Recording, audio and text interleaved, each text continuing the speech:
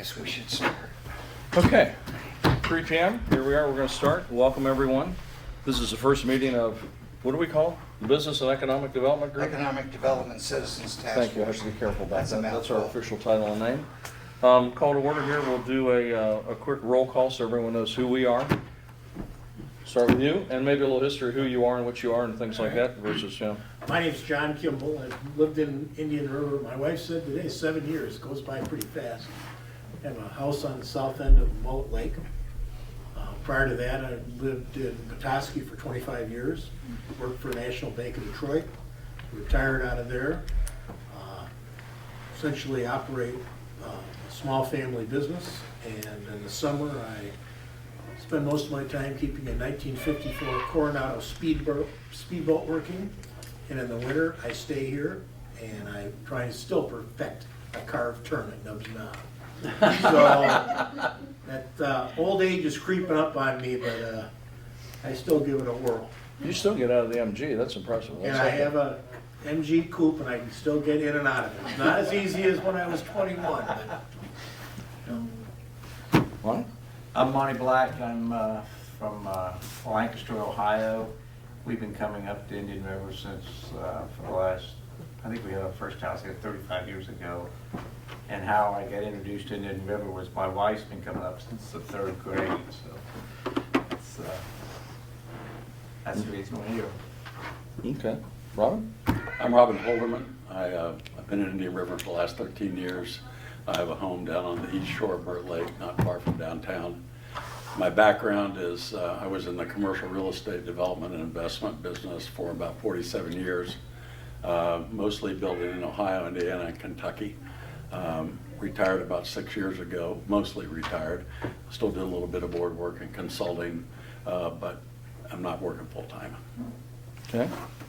Cheryl? Oh, I'm Shiloh Slimpy. I am the Executive Director of the Indian River Chamber of Commerce. My background is I was born and raised in Northern Michigan, taught college for a number of years at North Central and Lake State, opened the first Native American incubator in the nation and helped hundreds of people start businesses. So just really grateful. Okay. And There she is. Bob Kramer, the Township Supervisor, your ex officio that represents the board. And here's the seat right over here for you, ma'am. And take that with you. No, that's fine. Okay. She'll be fine. You'll be fine. Okay.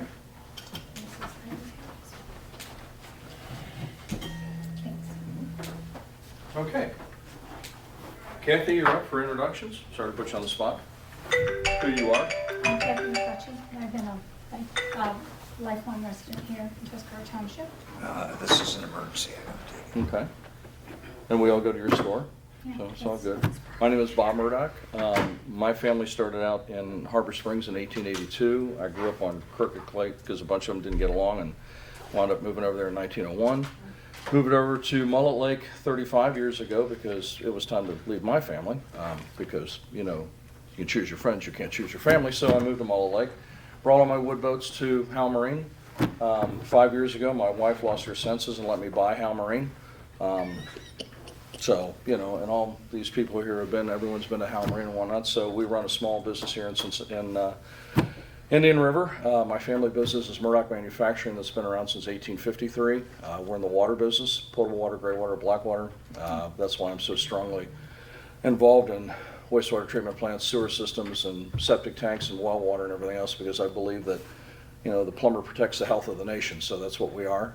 What we're hoping to do here is put a group of people together, we'll come up with some direction. We're simply an advisory committee. We don't have any political power. We simply can advise the board about what we get from the public, what we get from feedback from everyone. Understand that none of us have a private agenda here whatsoever. Okay, the problem that I see is that if we don't begin to work with the developers, if we don't begin to put our own plan together, those developers are going to march right up to Sheboygan County, and they're going to go right into see building safety and zoning, and they're going to develop what the hell they want to develop, and Tuscarora Township, Aloha Township, Mullet Township, everybody else is going to have a say in anything. Indian River, as you've all heard me say, is no longer the best kept secret. The money and influence coming into our area is not insurmountable, but it's here. And if we find a way to work with everyone and find a way to put equity where it needs to be, we don't have any special agenda right now other than to go through a few things and try and get this first meeting together where we can all have some input. I have 2 points where there's going to be public comment, because I think public comment needs to happen before, public comment needs to happen after we go through some of these things. I will not tolerate animosity. I will not tolerate people screaming at each other. I will not tolerate any of that crap that I've seen before at any of these meetings. Okay, we are all business owners. We're all adults. We agree to disagree, and I hope to God at 5 o'clock we can shake hands and go have a beer. Okay, they're both sides of the aisle. This is how it works. Okay, none of us here. I've developed property, next door to him in Columbus and everything else. It's all about cooperation. It's about, my grandfather and father always told me, running a business is a great deal like politics. A little bit to the right, a little bit to the left. Keep it in the middle of the road. Keep it the hell out of the ditches. Right now we have Antifa, we have Proud Boys, we have all these private agendas on either sides. We have to find a way to have progress. Okay, that's all there is to it. Someone was screaming at me that I let Paula's get torn down. It's all your fault. I said, back up, Skippy. What are we talking about here? I had nothing to do with that. I had nothing to do with Paula's. I'm not buying the airport property. I'm not putting Section 8 housing down there. I'm not buying the rest of the property and putting in affordable housing. I'm not doing any of this. Nobody comes to me to ask a question. If I spend any more money, my wife is going to slit my throat and throw me out of a moving car. Okay, so at the end of the day, this meeting is about what do we do for the opportunities moving forward. I've said it before and I'll say it again. No man on welfare ever hired anybody. It's about finding a way to fund what we need to do here. Parks and Recreation, the school district, all these different things. All of us who own businesses here pay into the school district. Every non-resident who's here pays into the school district. Everyone here, and quite a few people here homestead. But guess what? We have to have additional cash flow to make things happen in this little town. I look for a good mix of business in town. As I said, I talked to the gentleman who was screaming at me about Paula's, and I said, it's been vacant and abandoned for 5 years. You never came to anyone with a business plan. You never came to anybody with a thought what should happen there.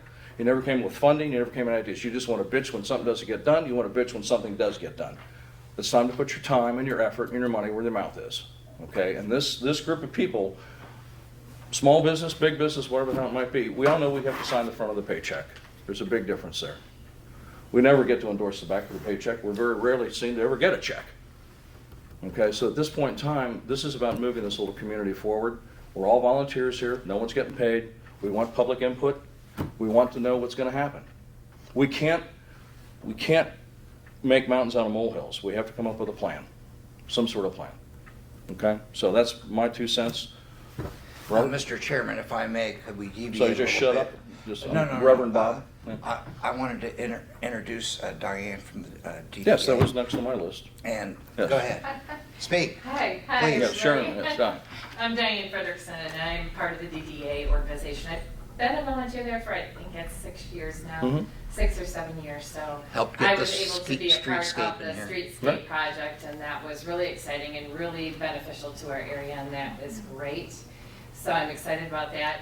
Personally, I'm a principal partner for the Brook Retirement Communities. We started that business about 20 years ago, and it eventually brought me to Indian River, and that's been great. Monty and I are friends, we're neighbors, and I appreciate everything you said.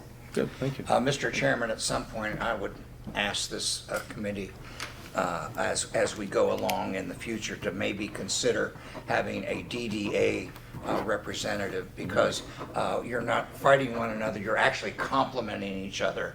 While they're doing downtown and infrastructure, you're doing the whole township and the business environment. And if I may, we have Sharen Lange, who is our Sheboygan County Economic Development Coordinator. And with your permission, I would like her to go ahead and speak and make her presentation so she can Sure, depart. yeah. Fine, great. And then we could go back to your Yeah. regular agenda. Sharon, you're up. Mr. Black, may I ask what your background was professionally? You introduced your name, but can I get a sense of, I'm the founder and chairman of MPW Industrial Services. We have some 85 locations in the United States, 5 in Canada. We have some 4,500 employees. industrial manufacturing? Yes. So I ask that, do you mind if I stay casual? I can stand. Yeah, there's no microphone, is there, Bobby? You're fine. Yeah. I ask that because I really appreciate just out of the gate the opportunity to hear everyone's backgrounds a little bit, because what I'm hearing is that you have a nice rounded group of backgrounds that can create solid input for, I guess, strategic planning and thoughts moving forward. So from finance, manufacturing, industry, development of property, business and inclusion, which I think is important, an elected official, someone from the blue economy, right? We're learning from the NLEA, especially in Michigan, how important that is. I was with the MEDC yesterday for a few hours. I hosted the Lieutenant Governor 2 weeks ago for 4 hours. We talked a lot about the blue economy in northern Michigan, and also having retail. I also do believe that it's great to have kind of a rotating, if it's not voting, seat for just sharing of information with the DDA. So all of that having been said, my capacity, if you haven't heard of me or from me yet, 2 years ago, the county commissioners permitted me coming out of some chair work that I had done with the Sheboygan Economic Development Group. So that was a private, not unlike this, group of citizens launched decades ago by Bud Darnell in Sheboygan. It was a rotating group of 13 individuals, and each chair or each member represented a different field. So the idea was that when Sheboygan was really tanking, there wasn't any place to backfill that. There wasn't a budget within the local units of government to do that, and so a group of well-meaning citizens said, you know what, together we can put our collective energy and ideas together and we can make some things happen, and they did that. We always have had a realtor, an attorney, my gosh, an insurance person, an advertising person, and so on and so forth. You get the idea. So that group, 501c4, did a lot of great things, met on a regular basis, and I had the good fortune of joining them and moved up the ranks and chaired that committee, and sort of was passed the baton by Bud and did a lot of other things. Sat on the Port Commission for Sheboygan when I first came to town. From there, I got cycled into the county's EDC, which had been a remarkably dormant and ineffective piece of their structure, and started to really dig in with the EDC and quickly realized that all of these acronyms, right, the NLEA, NEMCOG, a lot of the organizations that were funding really had no boots on the ground in Sheboygan County, let alone our communities, and there really just was a big need for someone to work the switchboard. And being a personal investor, I own multiple businesses. My husband and I are not only thought leaders, but we've got skin in the game. And so our individual careers and our paths and our resources and the things we do have permitted us to work in a lot of different circles. And so from my position as chair on that committee, from that board, they actually began contracting me. So I am a 1099 independent contractor. Nice because I'm not FOIA-able. I don't have to do these types of things, which is good and bad. So even though I attend a lot of public meetings, a lot of times, especially when, as a lot of you folks know, when you're dealing with developers especially, and when you're dealing with new inquiries and business interest, there's a great deal of confidentiality that needs to go on, and a lot of these deals get massaged for years. And so you can't really do that in a public meeting. They don't want to. So my position allows me to be a conduit between interests and between resources, units of government and different organizations, grant dollars and that sort of thing. So I guess all of that having been said, in my service to you, perhaps as you look and begin to develop your plan and how you're going to move things forward here, if you do need to look toward the county for some guidance or participation, grants, elected official connecting, not that you don't do that already, but you may find that a plan that you want to develop would be better if it were supported, and Bob does a really good job with that with Bergman and Peters and Stabenow, as I do as well. So just sort of reinforcing that. Also, any grants, if you need anything from the MEDC, any of the acronyms you feel are not activated enough in your community, or if they're activating too much in your community. I'm talking with these folks all the time, it's my job, and beyond. If you identify targets for growth, if you identify that you want to focus on a particular market segment or a particular industry, and you want to move to the next phase and start marketing for prospects. If you have a prospect come in and you need for them to be able to have a conversation with building and zoning, with another acronym from the state, we can help put those meetings together, but we can also understand what you want to get out of them so that we're helping you to maintain control of your plan rather than having it be sort of taken away from you. Because you are correct, when they come in here, they're gonna come here first, and if they don't see structure and organization, then they're just gonna go get the permits that they need, and there won't be any control whatsoever. So growth can be a good thing if you're doing it cautiously and with optimism. And I think you guys are, because you're still open for business, and not every community right now in the Sheboygan County is necessarily open for business. So I would say also you have a tremendous opportunity in this community to grab a lot of very interested growth that is starting to look this way in northern Michigan that others in our area really are not. They're sort of putting them to the side, and those folks are still on the hunt, and they are just by default are gonna start funneling in. So doing this, I think, is really wise, and especially to allow your community, to participate and to understand that together you really are better. And loving, education, that this good thing we talked about, broadband, good healthcare, all of these things with your rising tide raising the ships. So if you have any questions of me at this point, I'd love to I answer. think you should let them know about your many successes in such a short period of time. Specific to the county stuff? Everything. Well, I guess in addition to just, for me personally, being a successful business person in this community, when my husband and I bought our first building on Main Street in Sheboygan, there were 22 vacant buildings. I was pre-Costins. So we came in, and it's nice to be able to be coined some of the catalysts for new growth in industry and idea in a small community. I have a 45-year familiarity with Indian River. My folks moved from the city. They brought a Woody with them, and this is where we landed. And I still operate and own 2 wood boats that I do all the restoration work myself on. So we could speak the same language on that. He's got 2 too, it's been my fault. So Just so, we're all I wood just boat, looked at and he's got 2, so we're all kind of wood boats. just so you know, just recently,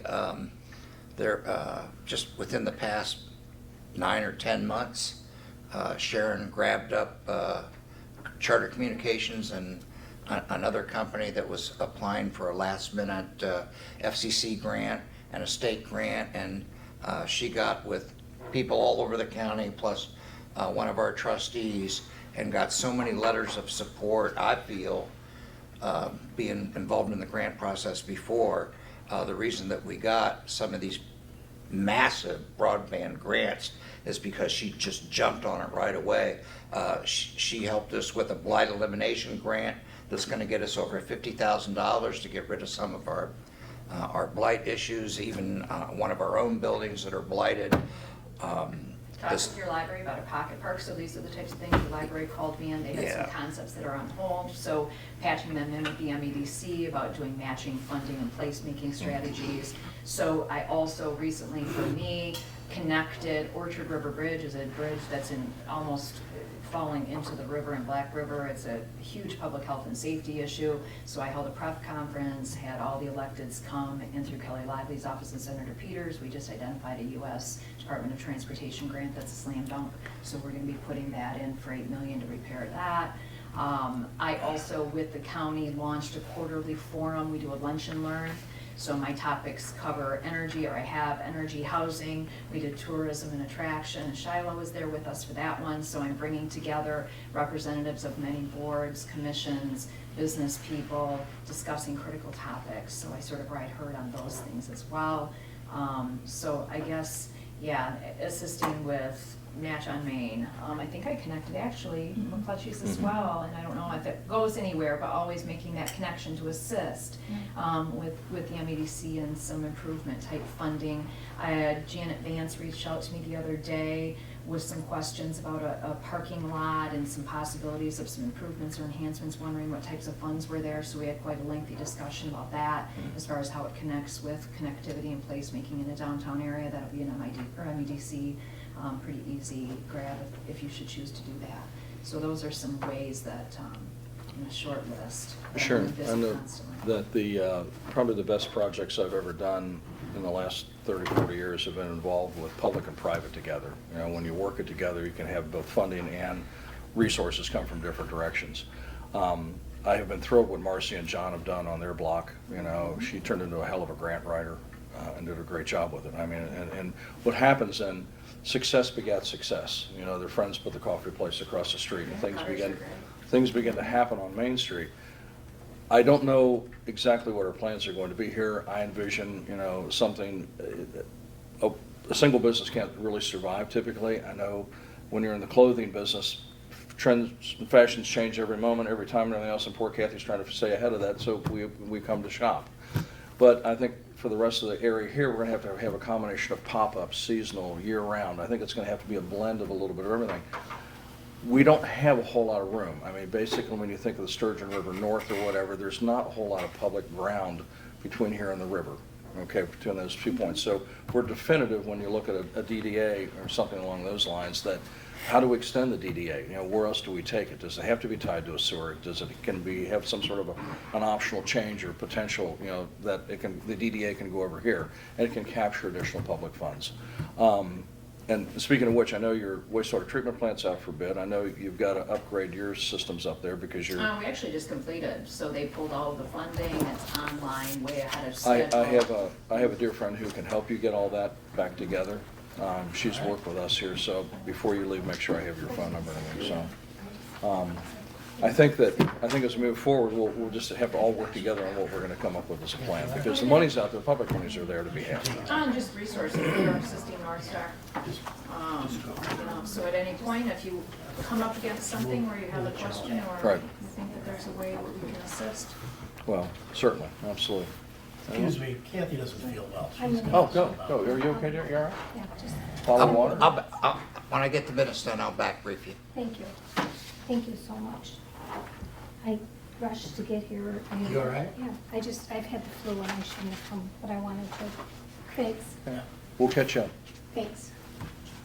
Sharon, do you do your own grant writing, or do you use somebody to do that? How's that work? For us, it depends. The one that we're doing for the bridge is a road commission. They're the applicant. So my particular forte tends to be narrative, so I'm an English major, right? So it's real easy for me to tell those stories. So what I'm finding from the EDC side is that when we have another unit of government or an organization or a person who is writing for that grant, we come in, we do have staff capacity at the county level and accounting and that sort of thing to help with numbers and reportings. I tend to backfill on the narrative and the organization side. So, you know, if there's a gap in that, then we help. But we aren't necessarily writing grants for others. We partnered with one for Presque Isle Electric. That was a federal grant. They needed a governmental entity to do that. And so I worked in partnership with their team to put that forward. But for instance, there's some really fun things coming from the state of Michigan for housing, missing middle, all of these programs. And I'm working with Bob Pulte pretty closely to try to put something together on that and his team. Right. So, you know, Right. those types of things. So I think I end up being a team member on that. Mhm. But I don't necessarily consider myself a standalone grant writer, although I can. Okay. Do you work with Alpina Target or Target Alpina? Target Alpina. He called me. They're amazing. Alpina is going to be the community on the move. They're going quickly, but we deal with Alpina a ton, especially with. Well, he covers us, he says, Yeah. Sheboygan County. Yeah, Num County. So he's like a one-stop shop for infrastructure grants, pretty much. Yeah, and I think you also are doing some strategic work with, and I'm kind of, the city is as well. So they're great. And there's sort of a triangulation right now between Sheboygan County communities, Alpina, and then also St. Nicholas. So there's Also for board members, I want to let you know that in the grant writing, whenever we can, we use what's known as the Northeast Michigan Council of Governments, NEMCOG. And all the northern Michigan counties kind of are in with that consortium. We help fund them. And they wrote my Spark grant, they wrote my EPA grant, they reviewed my boat dock grant. So we have a resource there when it comes to writing the grant, as long as we can identify it. And That's primarily funded. half of the battle is just getting the grant in the right channels and the right electrons, and they're very helpful with that. So, Well, Sharon, I think this is, you know, we have the town here, but I look at this as kind of a regional thing. Hal Marine is the chamber, okay? People ask us, where can they get a babysitter? Where can they go to dinner? What do they do? I send people to Libby's, I send people down to Michael's, I send people to Vivio's. You want to go? And I think what happens is this region, basically, if you look at, if you draw a line, east and west from Gaylord north to Mackinac, we have to be that welcoming town. I've heard too many times from people that we're not a welcoming town. We're not friendly here for some reason. I don't know why. I think that sometimes there's an undercurrent. I don't know what it is, but I aim to change that, because you know what? Shiloh's got a tough job to make sure that people want to be here. People want to come here. We need to have the resources available. People who work here need to be able to afford to live here. That's something that we have that down the road and whatever to talk about. But I think this organization, the first time around, I need input from very professional people who are way ahead of the game, further than I am. What has worked in the past? And your input about where do we get the grant money, who do we talk to, and things like that will certainly short circuit what we're looking for, because we're a bunch of old guys that, You know how to turn your phone on yet? I'm a great bird dog. Yeah. But the resources that can be brought to bear with people who have that knowledge and that dedication to do that, I really want to make that a successful venture to do that. I really do. So whatever we can do to work together after this. And don't fail to ask either, coming back to us, because we are in a phase of evolution. So we Okay. went from typically, historically, decades of county commission that went, none of our business, we're completely hands-off, to I now have 100% support to engage, and am pushed by every single one of my commissioners to engage further.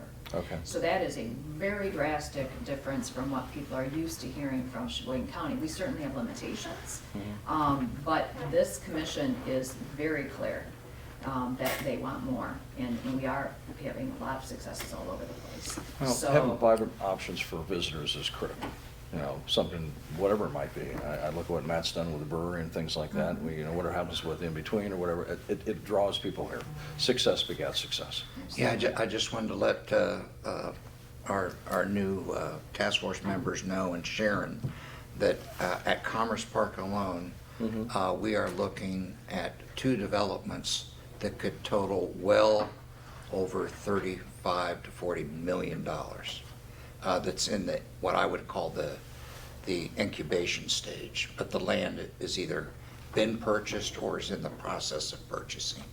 Well, it's specific to you, because that's your forte. Just yesterday, MEDC was talking to me about funds for incubator, and our entire region, Region 13, has 0. We don't have one right now. So even resources like that can channel, I think it's going to be a great expertise that you bring to it, because those are the types of things to childcare. There are a lot of things coming out of the state that, as you're I know you're getting blindsided with a lot of things and that's happening locally. It's right up here, almost not being able to see the forest or the trees, but coming at a macro level out of the state to really impact not just housing, but childcare, diversity, equity, and inclusion, incubator type things that they have money for, and nobody in our region is going after that. So there is some low-bearing fruit that you may think should be on your back burner, but because of the timing, you should thread that needle if you can. So I guess that would be my parting thing, is don't keep things off the table because you perceive your priority to be the only list that's feasible. Because there are other things that are out there that could be light lifts that you may not otherwise think you should prioritize. So. Mr. Chairman, if it's okay, I'd like to ask Diane if she has any comments on what we've said so far, because the DDA is important. I have a question. Yes, ma'am. A question. So with MEDC, what grant is that? Is that under a grant? Actually, an entire program. I'll send you the email. Please do, because I've worked with them for years. So I'm really familiar with all their programs, from federal match to, transportation to economic development. Yeah. Well, you're an expert in grant compliance, right? Yeah. Yeah, That's what I do on She the is, side. she I do federal grant compliance. Oh, So it's kind of my business that I have. I agree to have on this. Diane? Sorry, thank you. Sure. It's early still, but I'm really enjoying everything that I am hearing, and the opportunity that might be available for our community sounds absolutely excellent through Sharon and what she's working on. And I do think that there's not an overlap between the DDA and this group, but certainly an opportunity for both groups to work together, and isn't that refreshing? So far so good. Orientation. Sharon, you mentioned something about North Star. Is that the Riverwalk that Jeff's talking about down there? And, I would not discuss the details of what we're doing, but we were contacted by them with some plans that they had, and so from my position then, I simply connected to the MEDC and some resources that are available for They have. them for their business plans. They have. So I worked that switchboard, because they did come to us with some ideas about expansion, and we're curious about funding and programming. And so I did some research and discovered that there certainly were, it would appear, that would tie in with some of their plans, so I made that connection, and then they take it from there, and I'm on standby until they need something else. Yeah, Mr. Jakeway he's quite the guy. Well, at the end of the day, we're all trying to get to the middle somehow together, so if we can bring the resources of knowledge that we have and everyone else, I think we're gonna do just fine, so. I just need a little backfill here. Has there ever been any kind of organization like this before that has done any type of like planning or, come up with I hate the word mission statement, but Right. they usually work. There has been committees in the past in the community, but nothing quite this formal, So- which I'm going to talk about during the orientation. All right, because There has been, of course, we've always had the chamber, and we've had other groups in the community. sounds like you guys are like 10 steps ahead of where we are. At least from where I'm sitting right now. I mean, we don't have a vision, we don't have a plan. It sounds like you came up with a plan, and then they turned you loose and you said, okay, I'll find the pieces that make this puzzle work. Almost, although, an EDC, an Economic Development Corp, or an Economic Development Team, or a steering committee is not new. Sheboygan actually developed their EDC like in the 80s, 90s, and it sat on a shelf. So they went through the process, and there certainly are there are guidelines and some pretty basic templates that can be applied to different communities of different sizes. But as far as the counties go, they developed it, and it just sort of was put on the shelf, and it Okay. failed to start. A couple of different boards tried to bring it back to life, and it just never launched. And it took them, I think, this time around to identify that missing middle link between public and private, because without that conduit, it was all just on the public side, and that was not working because it was not connecting the way it should have been. And we don't get to this level like you are at the county. We don't have an area, we don't have a DDA, right? Those are out for our small units of government. So we function very differently. And our EDC now is just to be providing support to our other local units of government. Townships, Wolverine, anybody needs anything, right? We're just providing some guidance as So- asked. Since we're in the county, we can ask for your help with resources. Absolutely, Okay. absolutely. Okay. So, years than I care to admit, I was on the planning commission in Grand Haven, Michigan, and kind of earned the term loose cannon Kimball, so Oh. I just say stuff, and then people either say, well, did you think about this? I go, no, I didn't think about that. I'm never gonna forget Loose Cannon Kimball. Yeah, so, we were kind of going down this road in Grand Haven 35, 40 years ago, and the town was growing like mad, and we hired I can't remember the name of the firm, and they came up with this vision, business plan, whatever you want to call it, which gave us kind of a playbook of where we wanted to go and who we wanted to attract, and so we weren't just going off in 7 or 8 or 9 different directions. I don't know if that's where we are here or not. I can answer that for you. We are required by law, because we have a sewer system, to have what's known as a capital improvement plan. We really didn't have one before.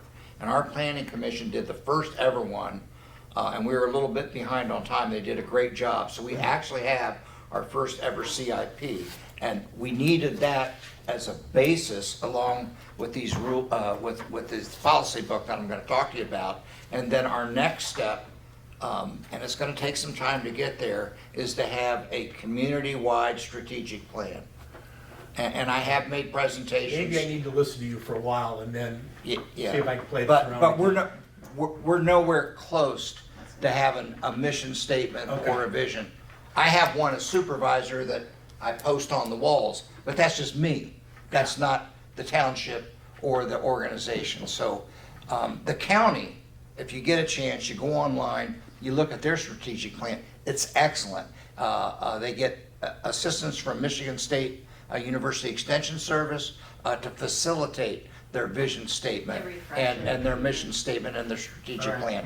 And what I like about the counties, personally, because I used to do these in the military and as a federal civilian manager, it's very easy to understand and simple. That's why I like what the county has done. So, maybe the next meeting, I'll print that out and hand it out for you.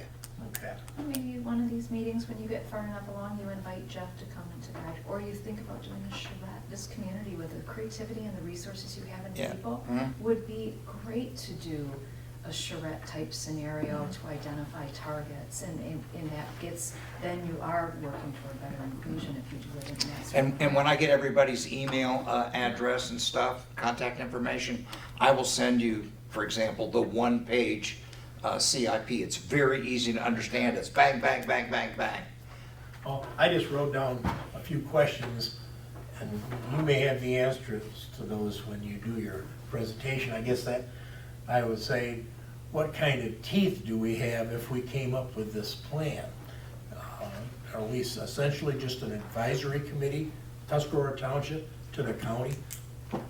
Or No, you're advising, well, that's what your mission statement's Yeah. gonna say.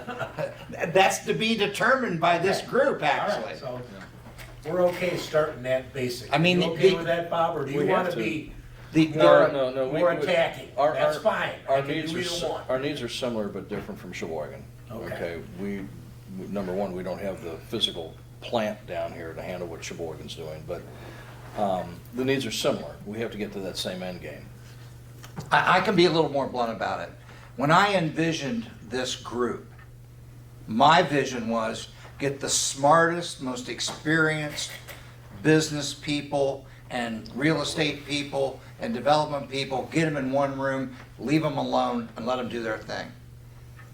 That was my sole purpose. So you're on the ground floor here. The only thing I have to give you is some basic guidelines and some information about the Open Meetings Act. Other than that, bylaws are up to you, mission statements are up to you, objectives are up to you. It's just, in fact, I'm going to propose changes to even my proposed bylaws that I gave you that says, as an ex officio, I only want to be a non-voting member, not a voting member.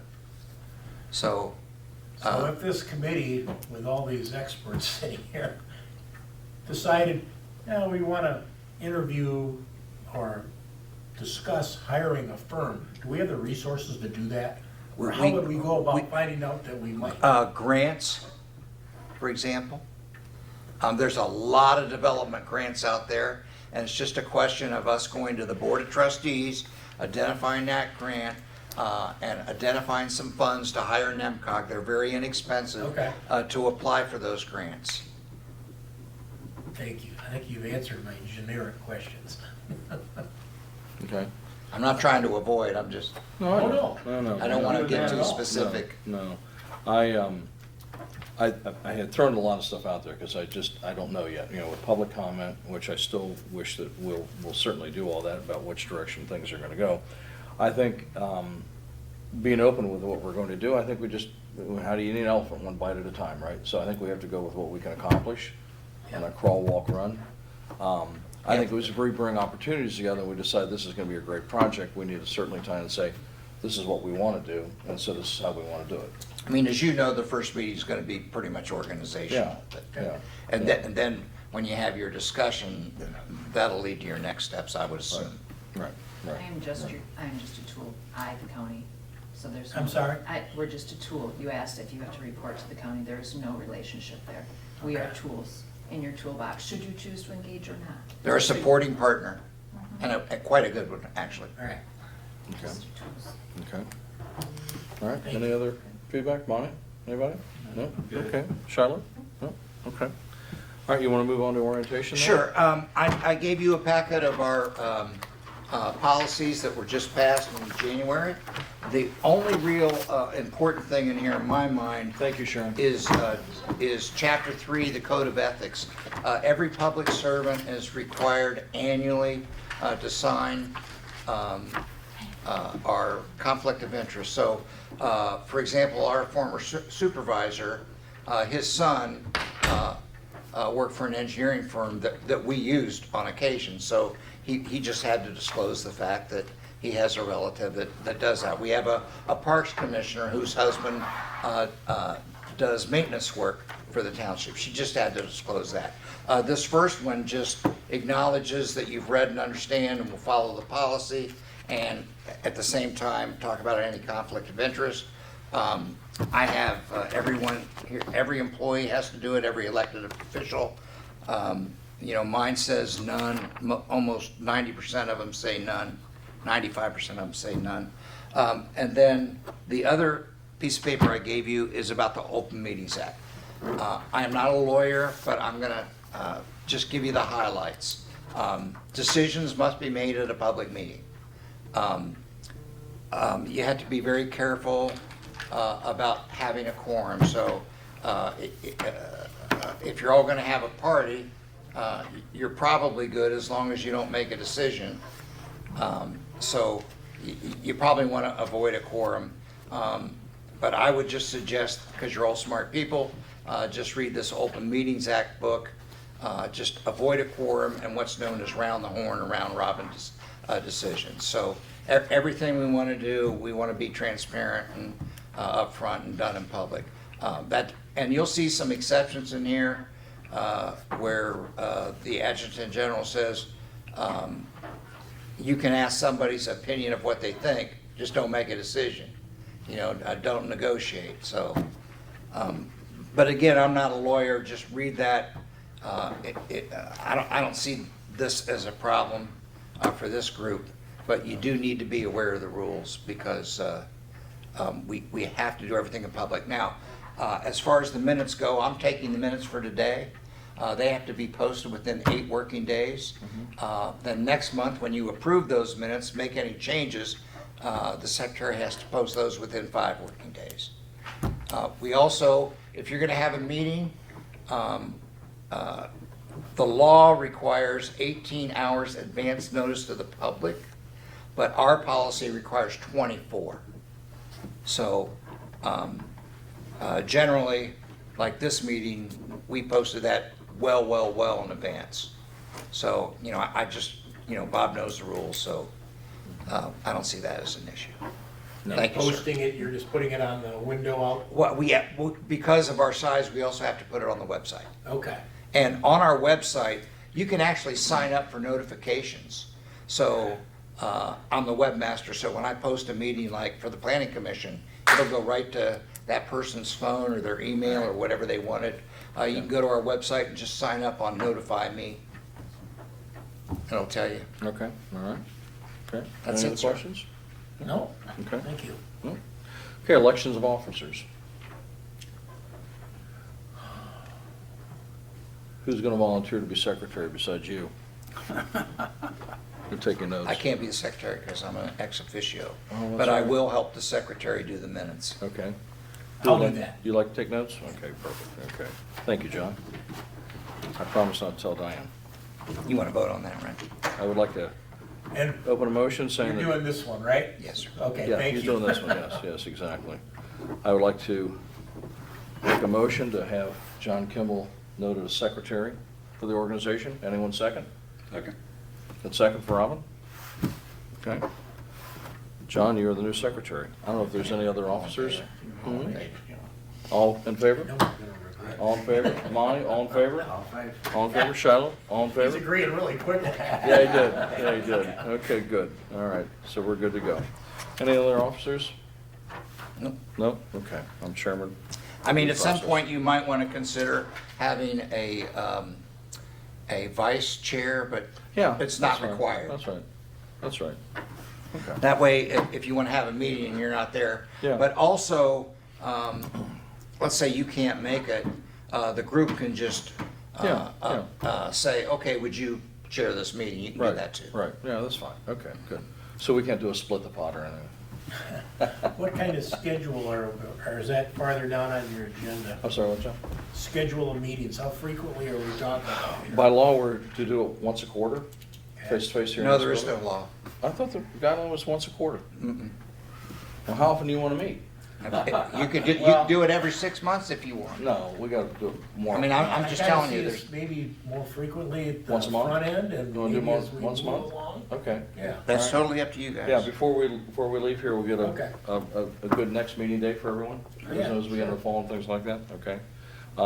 This obviously be in July, we can have one in September if you want to take August off while we begin to gather How some. about September 9th? Does that work? September 9th, the wedding, yes, that's another reason I have my throat slit, yes, exactly, yeah, we're leave September 9th off there. Okay.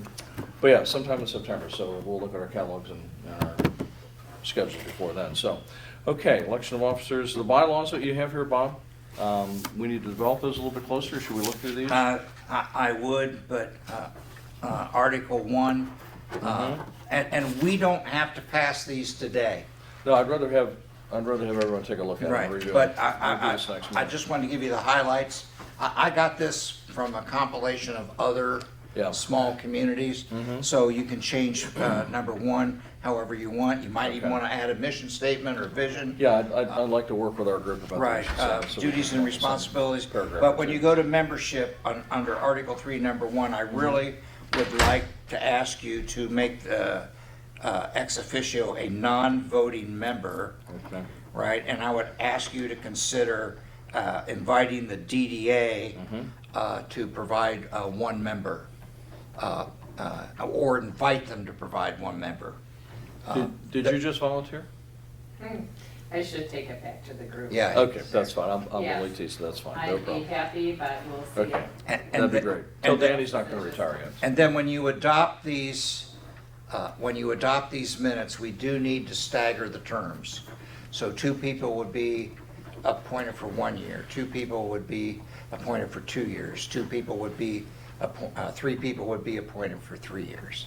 Okay, And of course, you can resign at any time if, your circumstances start, and then we go through the process of replacement. okay. All right. So other than that, that's, oh, and one thing, under membership, you really want to keep a close eye on that.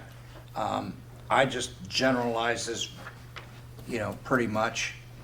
One member should be the chamber director.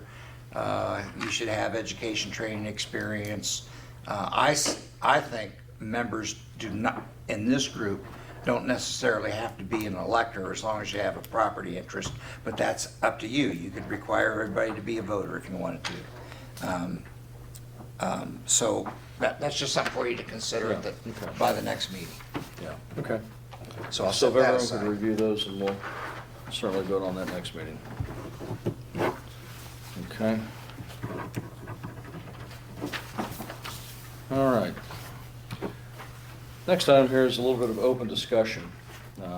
New business, obviously, since there's no old business, but prior to that, before we get into this, now that everyone's heard a bit, is there any public comment prior to any of this? Pat? Yes, since this is the first meeting, could we pass around a piece of paper and have everyone print their name? Sure. And if they got volunteered for position, Sure. their position, so we can put it on the Sure. splash screen? Absolutely. Yeah, that's great. Let me get a piece Great of idea. paper. and I'll do Just that. grab one of the agendas right there. There's plenty of them. I have Patty printed a bunch of them. I thought there were going to be 40 people here. I had to print 20 agendas. What can I do? Yeah, so let's start with Shiloh. Just Yeah. print your name. And in Print. fact, why don't Print, you- Print. print. Yeah, print, Yeah. not sign. And then I'll make a copy of that and Yeah, I'll give him. yeah, give Pat so he's got it.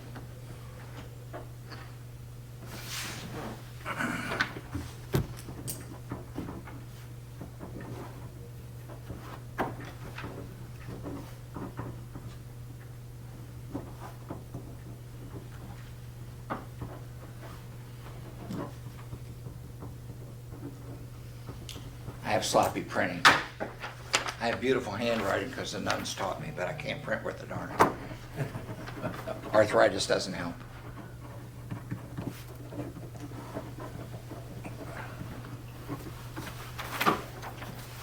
Okay. All righty.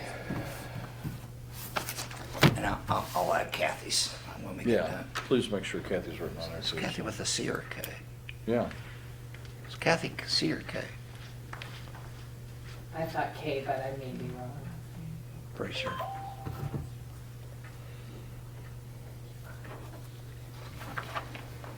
Oh, let me look her up.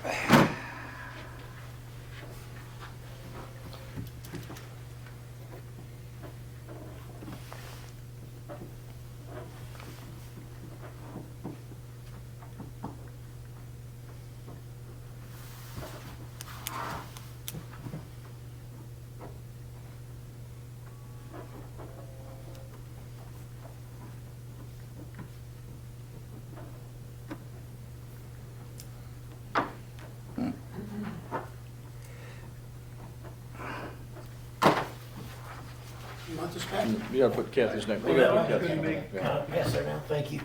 Sure. We'll put Kathy's name on there and we go. Okay, everyone, I just put this under 5 of the agenda that I'd put together, new business. I just threw a whole lot of stuff against the wall. Okay, I wasn't exactly sure what we were gonna, look at. I wasn't sure exactly how we wanted to narrow that funnel down. What's a project that we wanna start looking at? The SWOT analysis is something I think that as we currently have a number of businesses in this community, I think we need to get who they are. Sharon, I mentioned to you, Shiloh, that, not everybody's a member of the chamber, okay, and why is that? Okay, the last few years with the chamber have been a challenge, we all know that, and, prior to your, succession of the role here, he wasn't as welcome as he should have been, okay, so I think the note that just went out from the chamber organization about what you're supposed to do, what you're not supposed to do, pretty well clearly defines what your duties are. But I think as part of the chamber, I would like to get the list of businesses that still belong to the chamber. And I think we need some information to them and then reach out to others and say, this is what we're doing here. How can we help you in your existing business? And what do you envision for additional business downtown? Okay, so if you can get me that list, I'll get everyone the list, or just send it out to everyone, and then we have to figure out how some of it's gonna be door to door, going to the businesses and knocking on the door and saying, this is what we're doing. We wanna know what your strengths, your weaknesses, your opportunities, your threats are in this little town. What do we do differently? I think if we don't at least discuss the existing businesses that are here, we move forward at our own peril, because they need to be part of that in Could there discussion. be a way in that we could communicate to those businesses when we're gonna have a meeting and try to encourage some public input from them? Yeah. Have it Yeah. going both ways? I think it's critical that we do that. I mean, the DDA, put in the sidewalks in there. I'm sorry, go ahead, Don. Well, so it's good that conversation is happening because, we're working on a master plan right now. Right. And we did send out a survey. Okay. And it's not a Do you have all the survey, businesses done? All of them?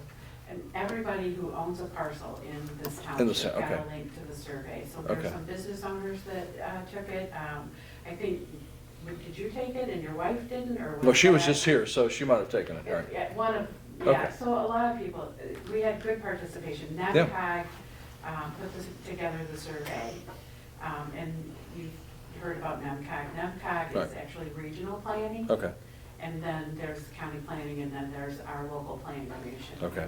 that's working on. so it's a 3-step process, okay, Yeah. got it, So okay. there's, Okay. the 3 organizations. So NEMCOG put together, probably that's something that you guys might want to take a look at. Oh, yeah. That survey is on the website. Okay, I did a Okay. synopsis of the survey, so Mhm. basically one question per slide, kind of thing, and then Mhm. just summarized basically it's just the numbers. Mhm. I do have the raw data. okay, great, great, from that. okay, okay. So- I know it's like herding cats, but this first go-round, we've got Yeah. to wrap our arms around and figure out where we are. So that, and then what overlap is there with the planning commission and what you guys are doing? I don't know yet. I wish I could give you a straight answer, but I have no idea yet. I don't know what that level is, Mhm. whatever. I think we just maintain the cooperation of the open between the DDA, the planning commission, or whatever. What are your goals? What are our goals? We want to bring business here. We don't know what type of business we want to bring here yet. We know there's certain things we think we should do. Yeah, and Um, those questions were asked on the survey. I mean, On the survey, okay, what perfect, kind- What perfect. kind of businesses do Well, then you're already ahead of what we want to do then with the SWOT analysis, okay, yeah, okay, that's fine, I'm good with that. So, yeah, if we can, I'll talk to Patty about that, I'll get that from her. If you get, when is is the survey already been done? Or? Yeah, it was completed. Okay. It is, it's On the township website? It's on the under township planning website, commission, okay. Yeah. Okay, good, all right, well, then we'll all get a chance to take a look at that. The raw data, I do have the raw Okay, data. okay, good. All right, so that's a start then, because, you know, I want to know what the local, and a lot of business people are very independent. They don't want to share much of anything. They just want to keep you off and whatnot. But anyone who's on Main Street really can't be that way. On Main Street, they need to know the door is open, they're here for business, we want to welcome people, this is what has to happen, so. And then the question, one of the items that we have on there, on the master plan is who's responsible. There's the, what is it, chapter 6? Goals and objectives. Okay, yeah. And there's several questions that we have to go back, because we listed the chamber as possibly, Just gonna start putting our you know, email who's addresses. promoting like skiing in the area, who's promoting those kinds of things, and we listed the chamber as the responsible party. If that's changed, we need to change papers out and figure out who is responsible. Right. Well, one of the simplest things I would like to see, DDA planning, whoever the hell it might be, one of the simplest things I want to know is who's planning the 4th of July parade, who's planning the Christmas parade, who's planning the summer. Nobody knows that definition of who's responsible, what party is. Yeah. And I think we really, I mean, for public persona, we have to get our arms around who's responsible for what. Everybody thought, you know. Like Christmas, Indian River. think he does. Yeah, so we list all of the nonprofit groups Yep. that are volunteer, like the Women's Club, Christmas, Indian River, Christmas and Indian Okay. River is a nonprofit. Right, right. that- And I know the women's club's there and this, and Yeah. Mike Ridley did the 4th of July parade and everything, but Yeah. how do we get the definition of what's actually gonna happen? Promote it on the website, promote it, you know, through social media, whatever needs to happen there, because people just don't know. Yeah. People don't know. And I, you know, the boat parade, I mean, the boat parade the night before, the top of races and that sort of thing, who does all that, you know? Who does all that? So I have your email, I'll add yeah, that. you got mine, so. Nobody else got an email? Oh, I'm sorry. Yeah. That way Bob can get a hold of you Yeah. for meetings. All right. And speaking of which, do we need to have a township email? So the No. public can reach out to us at all? No. No? Okay. Okay. All right. Because we're not gonna pass out our personal emails, so that's something we've all agreed to, that, because a lot of them are all business emails too, so. But yeah, I'll bring that up to the board. Okay. Because we have discussed getting everybody, planning commission, parks. We're Yeah. getting a new vendor, and I think we're getting a new vendor. We're trying to find something a little more cheaper, because it's $12 every time a month for one email address from Google, so. That's a little, yeah, okay, all right. Okay, Okay. thoughts on any of the stuff that I wrote down, any ideas? Thank you for bringing up the fact that you've already done the survey, that short circuits a lot of the effort so that we can figure out what's going on, you know? And again, I'm gonna reach out to everyone and say, who's in charge of what? Who's in charge of the fun things that happen, you know? Who announces the party, who announces the parade, who announces the, you know, whatever's going to happen, so. Well, and I think you'll find, like I said, in that master plan, there's a listing of all of the 501 or 50, Right, whatever. right. Those exempt, Okay, 501(c), right? yeah, Right. that are doing like inline lake schools, you know, Okay. the lobster fest that Okay. we just did, and that, there's a group for that, Friends of the Library, Right, they're another right. 50, is it 3 or 1? 501(c), yeah, 501(c), right. yeah. Yeah, well, it's frustrating to us because we host the awards at the Helm Ring for Topo on Sundays, right? Yeah. Sunday race. No one can find a 501(c) to pull beer. I have the beer donated, and all I have to do is charge $2 for it or whatever, but there's no 501(c), no softball team, no one will step up and do it. So now they have to bring their own beer. So I don't know what, you know, it's the craziest thing in the world. Matt gave me, last year, we finally just wound up giving it away because, you know, I was over there pulling beers. So I need to know where some of these organizational things are. You know, we gave the money to Glow, is what we did. Yeah. You know, so there's some volunteer organizations out there can do whatever. I don't care if it's a Boy Scouts or Girl Scouts or somebody that can, you know, either pick up, I'd hire them to come over and work in the marine and pick up all the stuff that I've got to do for a wedding. So, I mean, just there's some volunteer organizations out there, I'm sure. So, anyway. Okay, back to new business. Ladies and gentlemen, throw the ideas out there. What do you think can be accomplished in our first year? Let's work back from, July of 2024. Let's work backwards. Okay? We have to one bite at a time. One bite at a time. Are we on E? Yeah, we're on 5E, whatever you want to call it. Yeah, we're on- 5E, kind we're on of. 5E, I'm yeah. taking notes. Yeah, we've already done the outreach, because Okay. Dawn's, thank God, she's already got the plan in place for that. SWOT Okay. analysis, current available grants, we talked about things like that. So, I just threw these things out here, because in the beginning, as Bob said, it's an organizational thing. So what slice of the steak are we gonna cut off first? What do you guys see we wanna do here? I think it's important to gather information at first, because Okay. you have, some data that's available. There's also data available at the state level and federal level. I know I've done SWOT analysis of business, it's been a couple of years, but in the northern Michigan region too, to see what the climate is. So I think the first step is really, to gather some data and kind of look at the data and start from there. Well, it's something as simple as saying, why did Grandpa Shorters leave? Okay, how do we get a Grandpa Shorters here again?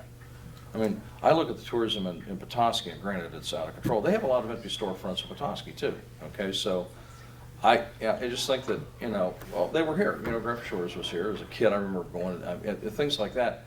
How do you attract a various group of businesses that people want to come visit? The t-shirt shop is nice, but what else can you do? We've got, 2 ice cream places. Had a third one, Dairy Queen was open. Why did Dairy Queen leave? Well, there was too many ice cream places. 3 ice cream stores in a 3-block radius? That's impressive. Okay, but there has to be something else. What else is out there? What would draw any of us to downtown Indian River? A combination of pop-up, seasonal, year-round? What's out there? We definitely need a restaurant. Another restaurant would be nice. We have some vacant buildings. I'm thrilled to see the boutique move in. God bless them. It's a wonderful thing to move in next to, Aurora 8, and there's another building that's been filled up. I'm thrilled. Mercado seems to be doing fine. All these places without any help from any of us, business owners are signing on the dotted line. I really miss the old Shortner's gifts that used to be here in the Well, Shorters, 50s and gifts, 60s. not Grandpa Shorters, yeah. Yeah. Where the old modern pharmacy is. Right. Where the new modern pharmacy is Right. now. But you've got the summer store. You have some varied businesses here, but what do we all want to see? Are we just talking about tourism though, or people to come live here? Because I think it's two separate different, subjects. yeah. And in order for people who want to come here, who want to stay here, who want to live here, they have to have some sort of a vibrant downtown that's worthwhile going. I'm not saying it's going to be New York City or anything else along those lines, but enough of a variation between the restaurants. You have the in-between. You've got Station 310. You've got, Michael's. You've got Vivio's. You've got somebody purchased Wilson's, from what I understand. Wilson's Oh, I don't know if was it's purchased. for sale, but Wilson's I saw restaurant it was pop up. purchased. So what are they going to do there? I think we have Doesn't necessarily have to be downtown either. No, it doesn't. But I want to start in a geographic area that we can handle somehow or another. You got to be, I think, A lot of that depends on land, it does. as Bonnie will tell you. Yeah, it does. To me, you got the river, which draws a lot of people. Right. So, to me, if you're in your boat, whether it's mullet, or bird, or the rivers, you want to stop and get something to drink or eat. Right. A little Dairy Queen. If you come downtown, to me, something between Drost down this way would be more beneficial for the boat traffic anyway. That's a very good point, because we got a grant in 2020-21 specifically for these new boat docks down there to get people to park their boat, get off their boat, and walk downtown. And we're putting up a new sign next week that's 4 by 4 feet that says, "Come on downtown, 3-minute walk, free docking." Right? So, you're right. And I think once we get that sign up, we'll start to improve traffic, but you got to have a reason to come down once you And get that's my there. point about a geographic space of, from, north of 68 up to the river, Monty, like you said, because there's just not enough boat parking. As I said, I grew up on Crooked Lake. We had this old house, we had Mr. John's, we could go uptown and go to Spanky's, we could do a little bit of everything within that geographic area. So, So Bob, have you looked at the dockage? I'm a long time boater. My husband had right, a boat when he right. was 16. We've had boats our Right. entire life. You wanted I someplace to go. can't- I can't pull up there. Right, It's too right. shallow. Yeah, yeah, the I river is can't get definitely shallow. anything- I can't even get close enough, I don't think. It's a little dicey even with a pontoon boat. Right, To pull right. up there. And I didn't my have any kids problem won't. with my boat. Well, the thing is, if it's, it depends on the boat you have. I mean, sometimes a deep stern drive, it's tough to tilt the outdrive up all the way. Well, you Right. look at what's out here, Right. because these are big lakes and Right. they're usually. Well, it was very- dredged to And- 5 feet. If it's not 5 feet, we Well, need to go back and dredge it again. Well, underneath that bridge next to, in between is suicidal because they start rafting. Oh, boats that's the other crazy. house. And on the weekend, you don't want to go on that river. That's a way to lose a prop under that bridge. Or the side of your boat, since, liquid encouragement kicks in about 3 p.m. But what you're talking about, I mean, if I had my druthers, I would be digging out Marina Park for a marina, but that's neither here nor there, so. But, because, the vibrancy of a summer community, when you have 90 days of bad ice, that's all we get, okay? How do you get people downtown? And again, Sharon, I look at what Marcy and John have done uptown in Sheboygan. There's no reason to go to Sheboygan. We're blocking a bridge off I-75. There's no reason to drive to Sheboygan. You're not anywhere near I-75. And parking, believe it or not, I never thought I'd see this. I mean, I've been coming here since I was 2 years old, 1952, Yeah. right? And I never thought Indian River would ever have a parking problem. But sometimes, especially over the holidays, It gets crowded. there's no place to park. Everything is taken. Right. And our entire parking lot is full. And when the in-between starts up again, it's gonna get gonna crowded. it's gonna get even worse. It's gonna get crowded. But you know what? People see, oh, what's going on? I want to go downtown. What's going on? I Look at all mean- those cars. I'd like to personally, this is just me, I'd like to see our township parking lot double in size. Okay. I think we can support it, we have the land there. But, Well, yeah, parking's but I think And I'm- parking, isn't I'm- parking in the DDA? The good news is, the DDA has planned for that. They've got, I don't know how detailed it is, but I believe it's in their 10 or 20-year plan. Yeah, that's the problem. It's in a 10-year plan or a 20-year plan. It's way out, but that doesn't mean we can't bump it. well, and if Because you, every DDA member smiles when they drive through town and it looks like there isn't a parking spot to be Right. found. Right. We're so thrilled with that, but that lends itself to the next problem, Right, which is we've right, got to right. add some parking Right. to support the businesses. right. And what's the most cost-effective way to do it? Yeah, I mean, it's just, it's not. Expanding the existing lot might be a Yeah. partial solution. Yeah, so, But there isn't any more land to purchase yeah. for Yeah. parking lots. Well, I think there comes a point where it's like the chicken and egg. Do you have the businesses come in, you don't have the parking, you have the parking, you don't have a business. I mean, I don't know what do you put first? I think any parking lot is gonna have to be a phase-in type of thing. I don't think you can do it all at one time. I think you have to, I remember one thing I learned with pole barns. Until you can find a way, if all your barns are stuffed full, at that point in time, for 2 years running, then you build another pole barn. Well, if the parking lot gets filled up, wherever the hell we build it around here, if it gets filled up, well, we need another parking lot. We need to expand that parking lot. Now, we did spend $4,000 last month to fix that horrible lower Marina Park gravel lot that, Yeah. was just nothing but potholes. Right. They did a great job on that. Yeah, yeah. But, a lot of times people don't want to walk that far. Well, and to your point, DDA's thrilled when that parking lot's full of boats or boat trailers and trucks and everything else, because everybody's here right now and whatnot. And believe me, that public ramp is slammed on most weekends. Now, this has been kind of a quieter year, but I mean, all in all, if things are happening, people are gonna come. So, again, now I come up, okay, I got a township parking, I got a bunch of gravel. What else are we gonna do? What's out there? What floats anybody's boat? What kind of business do you want to see downtown? See, I was thinking about the seasonality that we have here is, I don't think that, great. It's hot for 90 days. It's almost like a liability because the other 270. Right. There's So it's a no- resort town, so how do we yeah, overcome that? oh, Is there something we can do that's gonna give us more year-round? Right. And, so I'm sitting around thinking about that. And I don't know how old you guys are, but I'm 72. I'm gonna be looking for some kind of assisted facility to live in at some time. I'm not joking. The assisted living facility, Yeah. yes. Bob's got some land. I've got the assisted living marina So I someplace, look but at that's that, okay. now, We I don't know take, if that's we, the right thing to go downtown, but they have been put in downtowns, and Oh, yeah. they've been extremely successful. You've got their customers, now they not. Well, just senior living even. Yeah, they may Yeah. not be the most mobile, but they get around. Yeah, They got plu- their plus- employees, what they do they got call- visitors. Plus 55 housing, is that what they call it? Yeah, whatever. well, we're all way beyond The that. average age, they say, when people move into that is between 72 and 80. And there's gonna be, it's gonna be like the tide. Oh, I'm eligible. Because Right, we're that's all you. gonna be there. That's you, this is me. It's a one-stop shop. I'm eligible. Yeah, So we have 14 community, retirement communities yeah. at the Brook. I'm a partner. I may have talked to you about that once, Maybe. because I kinda was thinking, could you I've park looked one at, over I've here? looked at Indian River, Yeah. very seriously and ran performance. What you're going to find, unfortunately, is that from a profit perspective, you've got to have at least, between 40 and 60 Okay. assisted living. So that's a homes. footprint problem. Yeah. No, You that's need a big enough that's a space to market put, problem. pardon? That's a market problem. You know, I am, go ahead.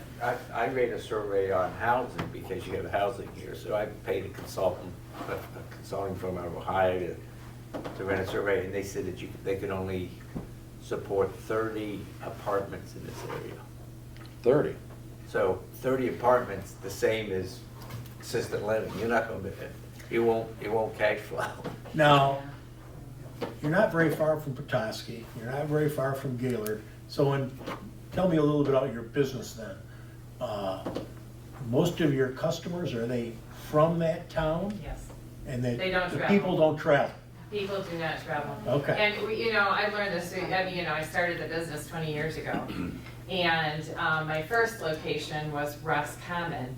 And I really thought that I would pull a lot from Higgins Lake, Yeah, because I'm in downtown Ross Common, and a lot, maybe some from Houghton Lake and, surrounding areas. Ross Common, the town of, that's what we filled up with. Okay. And luckily, we had success, and that's nice. But you really, really have to look at the demographics of your community. And you gotta hit that 40 mark, or you don't cash flow. oh yeah, I guess when I was in my own head, I was thinking, rather than a geographic location, if I was gonna put myself into one, I'd say, I wanna go to the best one. Or I want one that is my price point. Right. If the one is 6 blocks away from my house, but it's really expensive, that doesn't work, so. Right. Yeah. Well, Monty, to your point though, you said you couldn't support 30 apartments. I think it's because the demographics are that the kids who leave here don't come back because there's no opportunities here. Did you say it can support 30 or cannot? I thought it It's the could, max. Okay. 27 actually, I Yeah. round things off. Okay. I'm sorry, 20? 27 was the actual number. Is it okay to put that in the minutes? Yeah, yeah, Is- yeah. Guys, Okay. is that the demand? Because from my research of the area, we're a community, northern Michigan, and a lot of people live in Sheboygan County and work in Otsego or Emmett County. So I actually think that you could actually fill a lot more apartments in this area or housing in this area because of the community workforce. Like an overwhelming amount of people live here in Sheboygan and work elsewhere and drive 40 A long way. A long way. Oh, that reminds me, by October, we will have 22 new employees in Indian River at the VA clinic. Okay. Now, they're all transferring from Mackinac City, Okay. so that's not going to affect us immediately, but sooner or later, it will. Another thing I found was manufacturing has the highest rate of employee responses, so it pays the highest. It actually has the highest satisfaction in the workforce in northern Michigan, more than hospitals or medical or schools. And so that's something, I think with I-75 right there, we have potential to be able to look at some manufacturing, which actually brings then full-time people that spend money, that want to invest, that hopefully you'll get the back end of other businesses of retail and restaurants with those as well. 10 years ago, I was going to move one of our divisions up from Texas, and there were going to be 30 to 35 good-paying jobs at the old Sheboygan Tool building out there. Mhm.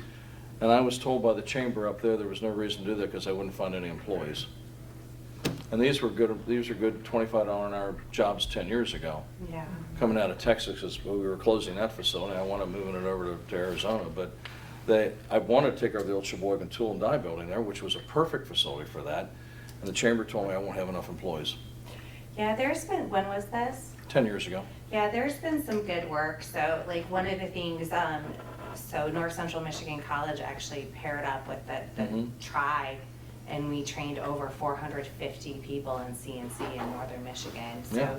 and then round two in their grant process was mechatronics and welding. So there are kind of opportunities there to Sure. start to build that infrastructure of workforce by working Right. with education systems and trying to get those type of, to fill the slots, you know, Right. to fill those Right. jobs, Right. those skilled trade Right. jobs. So between IAI and you have like Right. so many now blue collar, Right.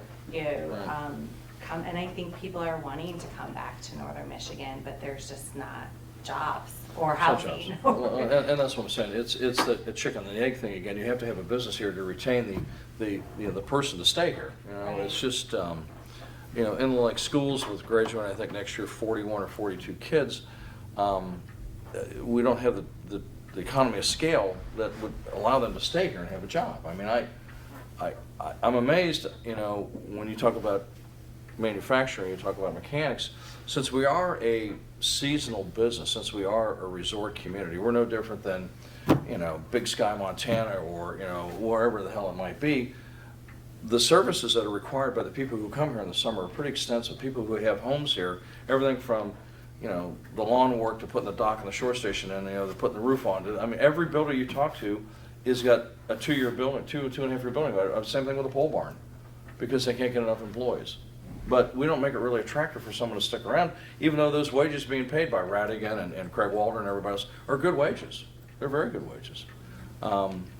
So I think there's a lot of things to talk about here, but I think we have to, if we're going to get together as a committee and start bringing some business here, I really don't want to see a KY Fry and Taco Bell behind the fish, okay? And I don't think a car wash should be good there either. But I mean, that certainly is a place that if you wanted to build a 3-story beautiful little apartment complex that was right downtown that people could walk to things, you know, there would be a way to do that. The sewer's right there. Got pretty fish out front, you know. I'm just saying there are chunks of ground that we can put some things in, I think, that would work. But I really, as I said, I don't want another fast food business right downtown like that. You know, we don't have the luxury of being Harbor Springs that have no chain businesses, you know, of any kind, because we're looking for development. But again, it comes down to the labor pool. You know, we suffer every year at the marina trying to find people, the kids that are, and these are $16, $17 an hour wages for the school kids. You know, and we can't find enough people to pump gas. So, I'm in the same boat in Sheboygan, Gaylord, and Boyne City, Yeah, all same three of thing. those communities. You know, it is a struggle, you know, Right. we're approaching $20, $25 an hour. Right. And then we have the Straits Hospital System, either Mackinac or St. Ignace, and I don't know which, that is offering a $10,000 bonus for a nurse aide to sign on. It's like, oh my goodness. Right. I mean, they must be in bad shape. well, a good mechanic up here working on a boat can make anywhere from 80 to 100 grand a year if they come to work like they should. And that's a decent wage for Indian River. Okay, you have your partner or your wife or your husband, you know, earns another 50 to 80,000 a year or whatever. You can afford to buy a home. You can afford to buy a $200,000 home here. So I think we have unless I'm reading this wrong, I think we have a short-term and long-term goal about what this is. What is attractive for people to stick around here? I look at the seasonality. I grew up with people working 6 months or on unemployment 6 months. That's that mentality up here. How do we get people to want to work year round? That's one of the other things. They don't want to be schlepping burgers. You know, what else is up here? You know, so I think it's a combination between putting a business here. I look at Michael's restaurant. Maggie and Michael did that all on their own. They didn't ask for anything. They hit up her dad for the loan, and they built a business there. You know, so, and the people who work there earn a decent living there, and attracts people from all over the area. I mean, I'm amazed, not just here. People are driving a long way to come here, to her restaurant, or his restaurant. Well, it's hers, it's not his, it's her. his name's on the door, but they come to that restaurant because it's got decent food, it's something different. And people drive a long way for something. Go all the way to Dam Side Inn, okay? You go all the way over to the Rusty Spoke, or you go, I mean, people are used to driving a long way for a good meal up here. I can tell you, we've always went to Petoskey or Harbor Springs for dinner, but since Michael's gotten open, it's, you know, it's a lot more convenient just to get off the water and run into Michael's. Right. Yeah. Than it is to go to Petoskey or Right. Chandler's or Right. Harbor Springs and New Right. York. Right.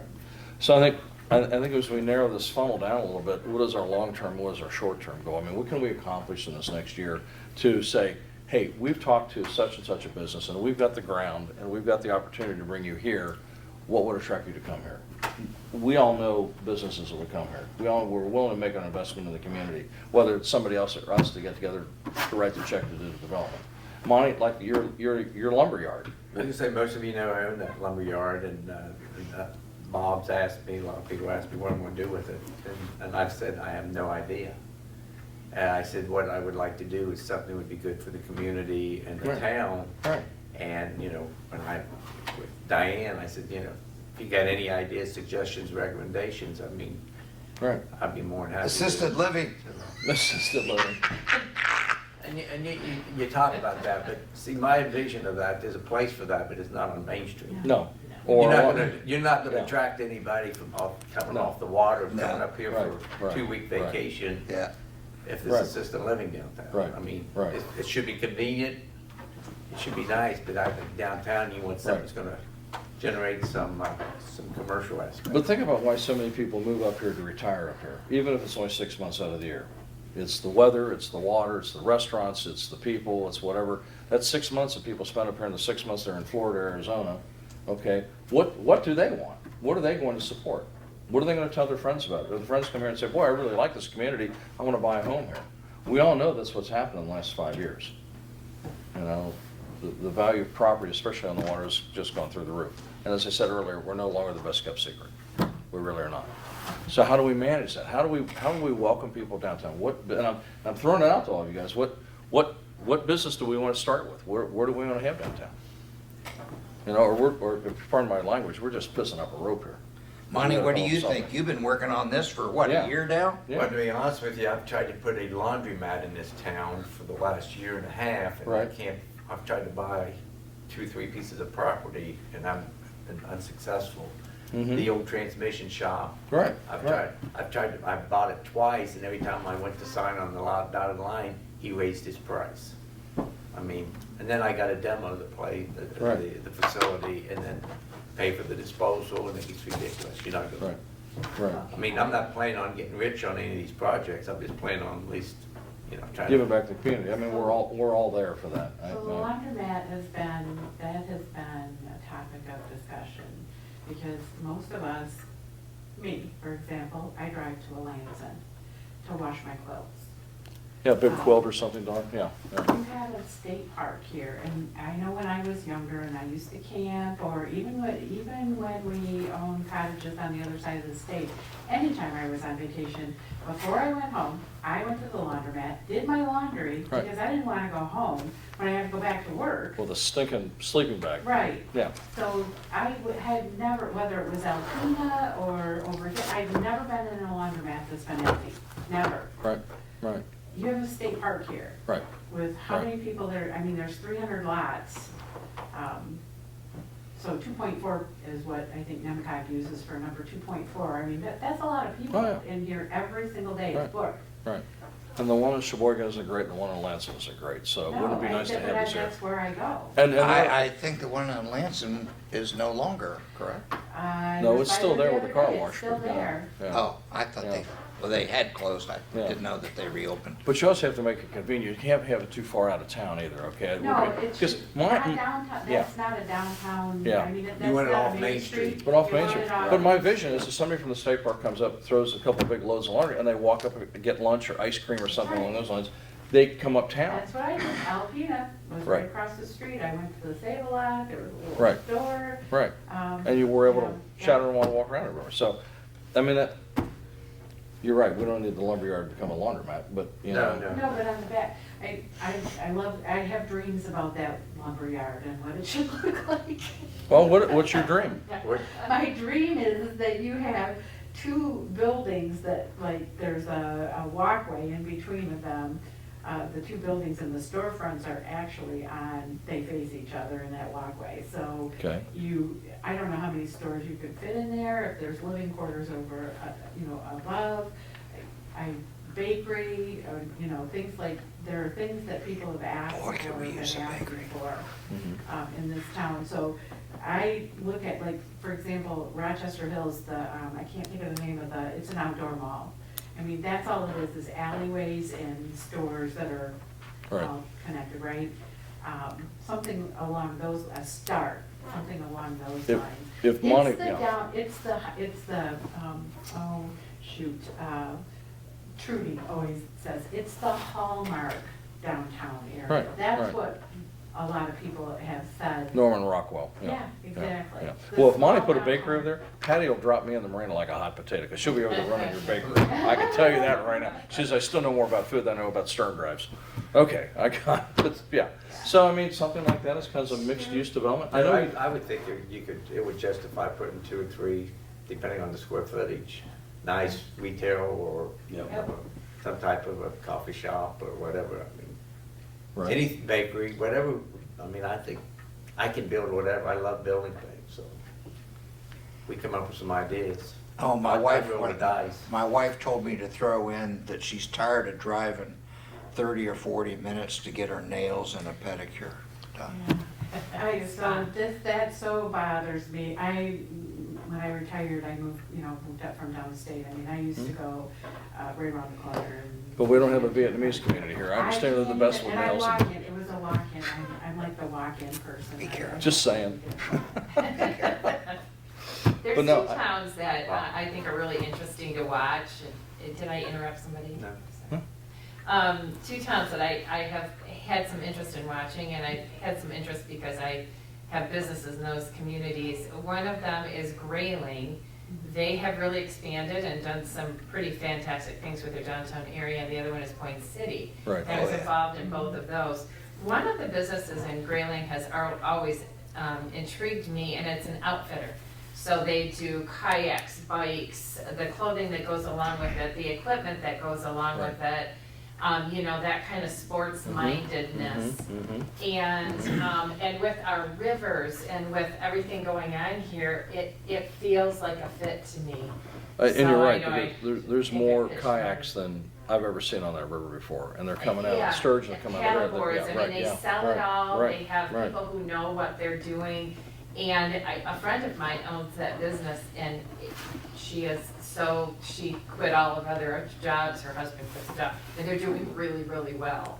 Yeah, all And- we have right now is, You'll be a tenant there. Hey, Bob, you got a gentleman. Has his- I'm sorry, Pat? About 15, 16 years ago, shortly after we first moved back here, we had a consultant come out that we knew out in California. We did a study about putting an event center in. With a 65-mile radius draw. It would host the regional and district football, hockey, basketball, indoor track, restaurant on one side, luxury boxes on the ends. I think it was a 45 to 50, 65 room hotel, and it would be in concerts. It was going to be profitable. We were looking at the industrial park, which Right. is now out of the picture, but, so that's something, there's a lot of small venue bands and stuff that out there are looking for places to play. And they based it on 65 miles, which is about an hour drive. Come in, have a few drinks, spend the night, Right. and go home, and maybe spend the weekend or whatever. But it Right. was about, they figured it profitable. It fell through because the guy we were talking to decided to go up to Sheboygan, buy the ice rink up there, and they promised him all kinds of stuff, and that fell through, so then the money just went away. Well, the thought, Monty, would be if, and I like the idea of having a walkable space, okay? And you're talking about 2 buildings, maybe there's 3 buildings, and they can walk up from the back parking lot down by the, I mean, and they come right up into that way, they can park right behind, they walk right up. Okay, fine. The accessibility, They can that park way right don't up have. against the trail. Yeah, They're doing that now. They're parking right up against the trail from they are, behind. right, they are, absolutely. And that way you don't have to worry about Main Street parking block and everything, so they're parking right behind the building, they're walking up in, because it's convenient, they don't have to walk 2 blocks to get around the buildings. You know, another town, Waterloo, has done a nice job with it. Yeah, they have. Yeah, yeah, And then you look at the size of that lake compared to what we have here. right, right, so. Yeah, there's some neat things going on in some towns. And everyone likes a good restaurant to go to. We're all amazed. I don't know if you've all been up for Libby's to see Kip's, double pork chop and whatnot, but I don't like to tell Michael it's better than his, but Libby's double pork chop's pretty good. So people go there. People for that reason go there, because there's a reason to do that sort of thing. They'll go early to dinner and then go to a movie. Now, we don't have a historic movie venues downtown here, but I mean, I think that what we also have to get to is some sort of a facade theme for Main Street that has some cohesiveness about what it looks like.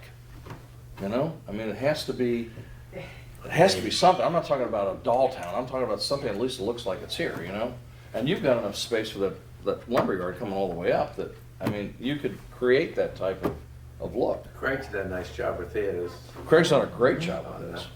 out there, ice cream is his office. Right. And oh, by the way, Craig is, in the last couple of weeks, has done really well. I think he's had one pick line out. And I'm borrowing his 60 kW generator for the wedding, so that's how I know these things. So Craig's doing much better. Craig's doing much better. May I make 2 DDA comments? Yes. Related to Pat's comment about a gathering place. The DDA does have on their plan discussions, and we've had some active discussions, but nothing conclusive, about some kind of pavilion that would offer, there's a name for it, where the performer, like a stage and an area in the back where the performer would have space and that sort of thing. And hoping for a project for the DDA to support that kind of thing. I'd be real interested, we're just knocking around ideas, but one of the ideas was to take the parking lot that's next to the chamber and actually put a roof on it.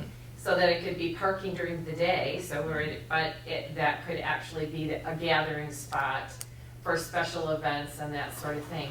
Don't know that it's ideal, we're just knocking around the idea, but I wanted to share that with you and any input that you have. You have that in Sheboygan, right, where they do the Yeah, farmer's market? Sheboygan does that, Yeah, right, Gaylord kind right. of does that, Right. theirs is pretty large. Mackinac too. Mackinac. So you use some Right. existing and therefore hopefully keep the cost down. So, It'd be a that- better place for the farmer's market, too. Yeah, exactly. Yeah. Yeah, in the summer music series, it's been doing great at the brewery since we pulled it back Right. from the beach and put it into the DDA Right. district. Right. But that, that's Okay. another thing to think about that the DDA has been talking about. Okay. All So right. I think that just makes it more important that we have a DDA member. Yeah, I'm personally on board, yeah. As long as you promise them we're recycle parking. That didn't work too well. That didn't work too well. We're not going there again. Before my time. Yeah, we're not going there again. Is Okay. the party store gonna be reconstructed? I'm sorry? That's my understanding. The party store? Yeah. Yeah. Party stores, yeah, they got their permits in place. Koffel's doing it, digging the hole out and whatnot. He hit some speed bumps. In fact, Kathy Swanson put it on Tuscarora Talks back about everything that they had to go through to get to that point with that. What kind of theme or what kind of architecture is that? He's not they can't expand the footprint any. They have to build it within that envelope. I think they had to change one of the exit doors in the back or something like that, or something along those So lines. is this gonna be a steel building, I haven't seen the plans. Anybody seen the plans for it? No, I The have not. plans are out the Sheboygan County's site when they went out for approval. Mhm. The footprint and the plans, the floor plan is there. How do they look? Do you like them, Jenny? It looks pretty much like it was. Oh, really? I mean, where else can you go for hot dogs, beer, liquor, ammo? I think they It's moved- needed in this town. They moved the door Okay. a little bit, the front door, Okay. where the front door is, but pretty much the same way. But it would be nice if it had. And a the facade. deliveries are gonna be on the right side instead of the left. Okay. Did you like the facade? Is it any different, Jenny? Is it just like a pole barn, a boring pole barn? It didn't really give a lot of detail with it. Okay. I didn't see it on the plan. But I think it should follow Craig's theme. I mean, yeah, that would be a nice theme there, Yeah, like that. but I'm just saying, chances are, it's not gonna follow any theme. You got the Napa store downtown, chances are your party will probably be similar. Yeah. I don't know if we have any way to limit that. I mean, we don't, I mean, how do we, is a community, can Tuscarora Township pass a Main Street? They don't have zoning or any, I think they tried to do it. That has to go a through, while ago. has to go through the county. Yeah, gotta go through the county. Okay.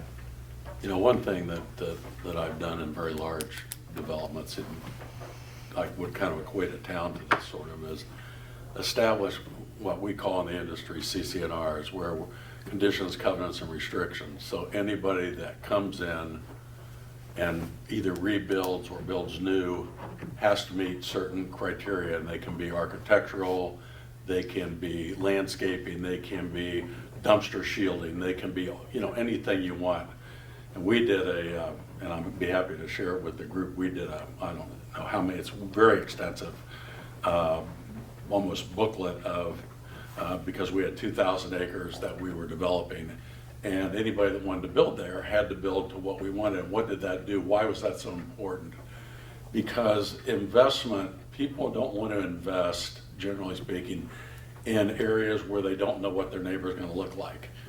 And so it's really important to establish zoning, to establish CC&Rs. And I don't know what you can do with existing, that's a lot harder, but new or rebuilding, if you want to rebuild, here's what you need to build to. And there's all kinds of ways to implement that so it's not real punitive to people, but gives them an incentive because their values are going to go up. The value of everything will go up if everybody does that. If they don't, and we're hodgepodged all over the place, which we kind of are now, the investment value of things that people do here is not going to be as great as if there was some cohesive, and I'm not saying we need to be an alpine village like Gaylord, but some type of theme that attracts people here that they know, I'm going to invest in Indian River, I know what my neighbor's going to look like, my neighborhood's going to look like. It's so important. I think, doesn't that fall in zoning though? So that's one of the things. That's certainly we don't part of it. have. We don't have zoning today. We depend on the county. The county has the zone. Our planning commission is advisory only. We look at whatever plans are coming through from the county, but they make the decision. So there's nothing in, the only thing that we did do was there's the Indian River Village overlay and then the village center. Those two things we specify somewhat what can be in there, and we worked with the county zoning to get some of those. County's very good about Yeah, doing overlays. It'll But- take some What time, I'm but talking about can be Yeah. done that way. It doesn't necessarily have to be in the zoning text per se. In fact, you what do it I'm with telling, deed restrictions, right? well, no, they're not deed restrictions. yeah, No? so, Um, because I know what you're talking, I know what you're talking about, so everybody's gonna have a blue striped awning or something like that, so it's all consistent. Correct. But, and I think it's done through zoning pretty much. Well, zoning is certainly establishes the use, Yeah. but it doesn't necessarily have to establish the criteria around the use So how do you do that? through something like I'm talking about with CC&Rs in an overlay district like you're talking Okay, about. so it would be something that we would apply like in the overlay district, so it would Yeah. go through the planning You commission? can certainly do that, and that way you wouldn't have to affect the county zoning. The zoning will have certain restrictions or guidelines as to what you can do, but you can overlay what I'm talking about on top of that to Okay. even make it more particular to Indian River. Well, I think. Does that make sense? Yeah, it does, but I think, what I've heard is, 100 years ago, they tried to do some of this, like get some type of plan together where this is what the downtown's gonna look like, and people just went, Well, yeah, I so. think that's a natural response until you understand the benefit of doing it in terms of creating value Well, and bringing businesses to But the it community. also was in our survey, that was the question that was asked. Okay. And that was something that people did say, they don't like the hodgepodge they want something that's a little more Yeah. uniform. So Well, but One of the problems is Tuscarora Township can't even control the signs.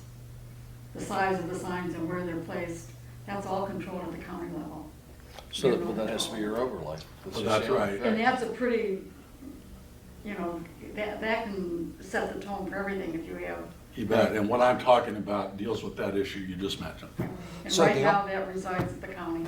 Yeah, The only large tracts of land that we have close that is undeveloped is on Old Lonaway Road on the other side of I-75. That's too remote. On the, but that's the closest. Yeah. It seems remote, but it's very close. And then after that, you have to head north about a mile, close to exit 313. Yeah.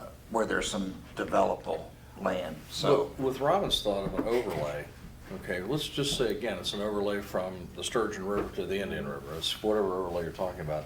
There is money for Main Street cleanup, Main Street grants and that sort of thing. So what Craig did to an existing building, to an existing bank building, can be done to other buildings. That other bank, the other building, the PNC. Sorry, we had actually scheduled this room for 4:30 to 7, but Karen didn't actually put it in. It's for a program we have tonight, so I hate No to problem. shuffle Well, you we can up. wrap We do up. have a Yeah, smaller we can wrap meeting up. room next door if you want to finish. No, we'll wrap up. We'll wrap up. We need to wrap up anyway. Yeah. Okay, sorry. But the point would be, why wouldn't we go after those Main Street grants? We have some police in this, especially when we do the overlay, and we're going to the business owner and say, we've got X number of dollars to upgrade your building. The old bank building where PNC vacated, that's another building that could be done properly. Yeah, but that's, we're building the party store right now. I mean, why couldn't the DDA have control from one river to the other river on how it's built and what's built? And Okay, thank get the standards. Yeah. And put the CCR and let you guys have the control. We even talked about facade grants through the DDA for existing buildings. So if you have an existing building, we want to bring you up to what your community is gonna look like, and we're gonna help fund that. Right. So if you're willing to do that, we'll have some monies available for you to do that to offset the cost of that. If you're not willing to do that, then no monies are there. Plus you could As an get incentive. some from MEDC as well on the Main Street program. Well, right? that's what I'm saying. So, Yeah. if we could do the overlay with the CCNRs that you're Diane, talking that's about. exactly what I'm talking Yeah. about. There are ways to, Yeah, that's, To you help. know, you just Right, have to right. incentivize them, not And punitive, value to their but property. incentivize them. And add value to the it property. adds value to the whole To the community. whole town, right. And we've had discussions on that. What happened with us in our discussions is then the streetscape came, and we got super busy with that. But now we've been talking about going back to those discussions, talking about the pavilion again, talking about the facade grants and those kinds of things. So I'm kind of excited that the collaboration, everybody working together is a really good thing. Yeah. We will do our best. We know that no one does it by themselves, so. Since we're getting thrown out of here, I'd like to make a motion that we'll do adjourn and we'll talk more. Before we go though, can you guys look at your calendars and see what September looks like so we can get the next meeting on the schedule so Bob can post it accordingly? You tell me what looks bad, or do you want to do it in August? You want to do it in August? Do you want to do it sooner or you want to do it later? Charlotte, what? You. Hmm? I'm good either. I'm You want to here. get back together with? I'm available. I have no, She'd be happy to throw you out of the house. Molly, what about you? End of August. End of August, okay, Robert? End of August, Charlotte? That's And fine. we'll check with Kathy, end of Our August? meeting's on the 21st, so after that would be great. After the 21st, Yeah, okay, that's all right. possible. Um, That's fine. How about, well, let's do it before Labor Day. Wait, I gotta check the schedule, so you tell Oh, me yeah, the time okay, and all I'll. right, okay.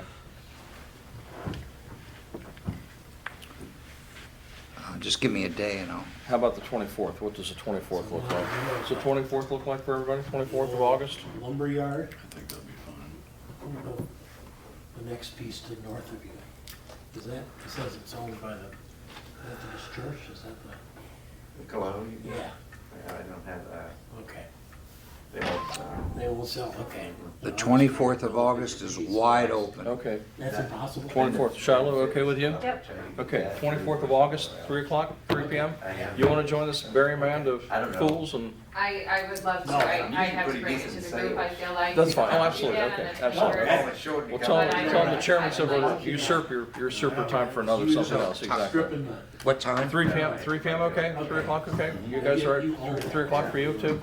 To show up, whatever? Okay, perfect. Kathy doesn't close her store till 5. I mean, you could, Yeah, but I mean, she can bring, Sam over, Sam can do it, that's no problem. She can fill in for a couple hours. 3 p.m. 3 p.m. on the 24th. 24th, yep.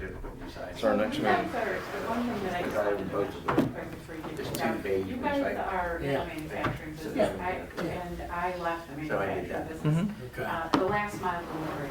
And when you were talking about the old transmission shop, I know it is for tell me you where guys. that is. So Across from somebody where the should old be one looking at is. like Bright, I think Dan's looking at Bright Drive. Where's the old There's one? a collaboration. Sorry. You know what modern? For, to Yeah, start well, pharmacy, establishing, sure. we're at a crossroads here. Oh, I know, I Yeah, know. I don't know the 68, name of the 75, 27, there's a crossroads And, here. Yeah. I mean, Is it that Martha would or be- one? would be a perfect location. And then for the street something to like the- that, I tried that to last buy mile the- delivery. My goal is if you go to the VA clinic for treatment, you come down to Modern, get your prescription, you park your car and walk uptown, get lunch, get ice cream, something like that. That's my whole goal. We gotta go. We gotta go, I'm sorry. Motion adjourned, do I have a second?